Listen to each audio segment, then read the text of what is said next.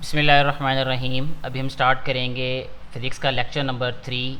Lecture start करने से पहले अगर आपने इस चैनल को सब्सक्राइब नहीं किया तो काइंडली चैनल को सब्सक्राइब कर लें और वीडियो को शेयर ज़रूर कर दिया करें ताकि ज़्यादा से ज़्यादा बेटे और बेटियों तक ये वीडियोज़ पहुँच सकें और उनको भी इनसे फ़ायदा हो सके। आज जो हम लेक्चर स्टार्ट करने जा रहे हैं वो है फ़िज़िकल क्वांटिटीज़ के बारे में। फ़िज़िकल क्वांटिटीज़ क्या होती हैं, इनको उर्दू में तबई मिक़दारें कहते हैं। तो यहाँ सबसे पहले हमें जिस बात से आगाज़ किया गया है बताने का वो ये है कि all measurable quantities are called physical quantities.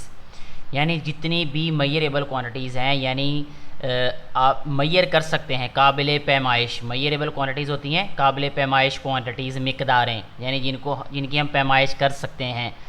वो सारी की सारी मिक़दारें जिनकी पैमाइश की जा सकती है वो फ़िज़िकल क्वांटिटीज़ कहलाती हैं। जैसे अब उसने मिसाल दी है हमें कि सच एज़ लेंथ, जैसे लंबाई है। हम जब लंबाई की बात करते हैं तो हम कहते हैं जी 1 सेंटीमीटर है, 1 मीटर है, फुट है, किलोमीटर है। इस तरह मुख्तलिफ यूनिट्स हैं लेंथ को मैयर करने के, ठीक है, क्योंकि हम इसको मैयर कर सकते हैं। That's why this is called a physical quantity. इस तरह मैस है, जैसे हम कहते हैं जी 1 किलोग्राम, 2 किलोग्राम, ठीक है। तो ये मैस को हम जो है वो मैयर करते हैं। टाइम है, सेकंड, मिनट, आवर्स वगैरह, ये उसके यूनिट्स होते हैं जिसमें हम टाइम को मैयर करते हैं। टेम्परेचर है, जैसे सेल्सियस और केल्विन स्केल है, ठीक है।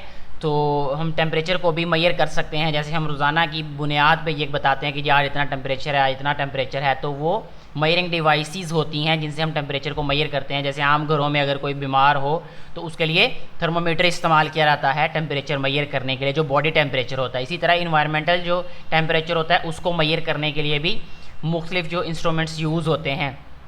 A physical quantity possesses at least 2 characteristics. जो भी फिज़िकल क्वांटिटी होती है उसमें 2 खसूसियात होती हैं, ठीक है। उसमें 2 बातें ऐसी होती हैं जो ज़रूरी है कि वो फिज़िकल क्वांटिटी में हों। इन कॉमन, जो कॉमन है, यानी सारी की सारी फिज़िकल क्वांटिटीज़ जितनी भी हैं उन सब में 2 चीज़ें कॉमन होती हैं, ठीक है। 2 खसूसियात, 2 बातें कॉमन होती हैं, मुश्तरक होती हैं, एक जैसी होती हैं। वो कौन कौन सी हैं? One is the numerical magnitude. सबसे पहली बात न्यूमेरिकल मैग्नीट्यूड है। न्यूमेरिकल मैग्नीट्यूड को बेटे आप ये कह सकते हैं कि जैसे अगर हम 5 किलोग्राम की बात करें, जैसे नेक्स्ट हमें एग्जाम्पल भी दी गई है, लेकिन मैं यहीं पे आप लोगों को एक्सप्लेन कर देता हूँ थोड़ा सा कि जैसे 5 किलोग्राम में हम जो 5 बोल रहे हैं, 5 is a digit, it's a numerical magnitude of that particular mass. तो 5 जो है वो न्यूमेरिकल मैग्नीट्यूड है and the other is the unit in which it is measured. और दूसरी बात, इसमें वो यूनिट भी कंपलसरी है, ज़रूरी है, जिसमें हम इसको मैयर कर रहे हैं। अगर हम 5 किलोग्राम की ही बात करें, अगर शॉप से, दुकान से कोई चीनी लेने जाता है जो 5 किलो चीनी दे दे, 1 किलो चीनी दे दे, तो उसमें जो 5 होता है, जो 5 होता है, that's its numerical magnitude and kilogram is the unit in which sugar और the thing that we want buy is measured. वो यूनिट होता है उसका, ठीक है। ये दोनों चीज़ें ज़रूरी होती हैं फिज़िकल क्वांटिटीज़ के लिए। For example, if the length of a student is 104 centimetres. अब देखिए यहाँ पे एग्जाम्पल उसी से रिलेटेड दी गई है हमें कि अगर एक स्टूडेंट है, जैसे ये यहाँ पे लेफ़्ट साइड पे हमें ये एक फिगर भी बना के दी गई है, हाइट को मैयर कर रहे हैं एक स्टूडेंट की। तो वो कह रहा है कि अगर 104 सेंटीमीटर जो है उसकी हाइट है, then 104 is its numerical magnitude and the centimeter is the unit of measurement। और जो सेंटीमीटर है वो यूनिट है जिसमें वो हाइट को मैयर कर रहे हैं। Similarly when a grocer says that each bag contains 5 kilogram sugar. अब ये वही एग्जांपल है जो मैं पहले ऑलरेडी कोट कर चुका हूँ।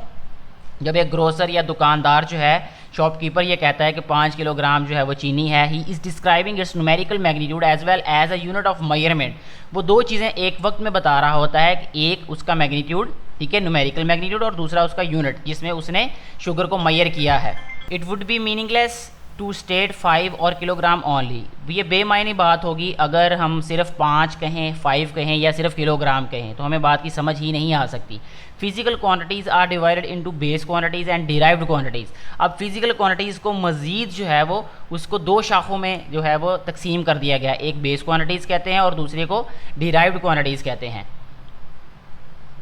तो यहाँ सबसे पहले अब इस पेज पे बेस क्वांटिटीज़ के बारे में बताया गया है। यहाँ पर राइट साइड पे जो येलो वाला बॉक्स आप देख रहे हैं, इसमें बेस क्वांटिटीज़ की डेफिनेशन राइट की हुई है कि base quantities are the quantities on the basis of which other quantities are expressed. यानी बेस क्वांटिटीज़ वो क्वांटिटीज़ होती हैं, वो मिकदारें होती हैं जिनकी बुनियाद पर दूसरी जो मिकदारें होती हैं उनको बयान किया जाता है, ठीक है। यानी ये बुनियाद होती हैं, बेस का मतलब ये बुनियाद होता है, ठीक है। इनकी बुनियाद पे, इनकी बेसिस पे दूसरी जो मिकदारें हैं उनको एक्सप्लेन किया जाता है आप कहें, या उनको डिफ़ाइन किया जाता है। यहाँ पे देखें जो यहाँ डेफिनेशन दी हुई है टॉपिक में कि देयर आर 7 फिज़िकल क्वांटिटीज़।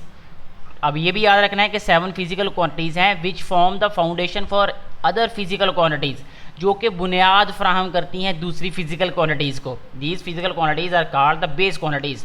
तो हमसे ये भी क्वेश्चन पूछा जा सकता है कि बेस क्वांटिटीज़ हैं कितनी, ठीक है। तो हमें ये पता होना चाहिए, याद होना चाहिए कि 7 होती हैं जो बेस होती हैं, ठीक है। इन्हीं की बेसिस पे बाकी सारी जो क्वांटिटीज़ हैं वो डिराइव होती हैं, उनके बारे में नेक्स्ट हम पढ़ेंगे यहाँ। तो जो बेस क्वांटिटीज़ हैं वो कौन कौन सी हैं? They are length, mass, time, electric current, temperature, intensity of light and amount of substance, ठीक है। ये 7 क्वांटिटीज़ हैं। these are called base quantities. Now we are going to learn about derived quantities. अब इसकी डेफिनेशन देखें अगर, तो the quantities that are expressed in terms of base quantities. अब ये वो क्वांटिटीज होती हैं जो कि बेस क्वांटिटीज की बुनियाद पर एक्सप्रेस की जाती हैं या इनको डिफाइन किया जाता है। इनकी बुनियाद असल में बेस क्वांटिटीज होती हैं, या हम इसको ये भी कह सकते हैं कि ये बेस क्वांटिटीज से ही निकलती हैं। ये वाली are called derived quantities. Derive का मतलब ही अखज़ होना, निकलना, माखूज होना, बन जाना, ठीक है। यानी ये बेस क्वांटिटीज से ही बनती हैं ये, ठीक है।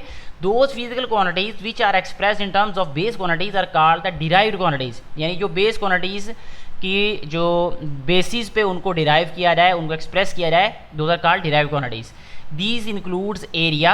इसमें सबसे पहले एरिया का बताया है। एरिया जो है वो कौन सी बेस क्वांटिटी से मिलकर बनता है? देखिए एरिया जो होता है वो है लेंथ मल्टीप्लाई बाय विड्थ, ठीक है, या साइड बाय साइड है तो लेंथ मल्टीप्लाई बाय विड्थ, ये दोनों बेस क्वांटिटीज़ है। लेंथ जो है, ठीक है, लेंथ और लेंथ, विड्थ भी असल में लेंथ ही होती है।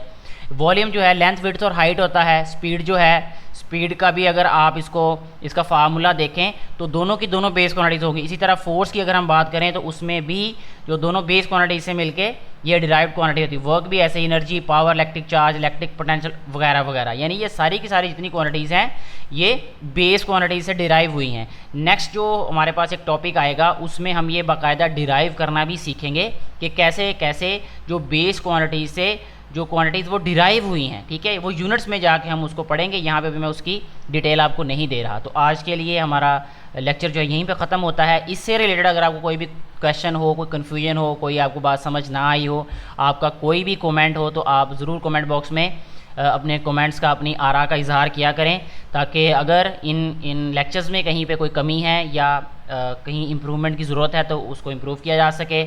और अगर सब कुछ बेहतर है तो तब भी हमारी हौसला अफजाई के लिए आप ज़रूर कमेंट किया करें। Thank you very much.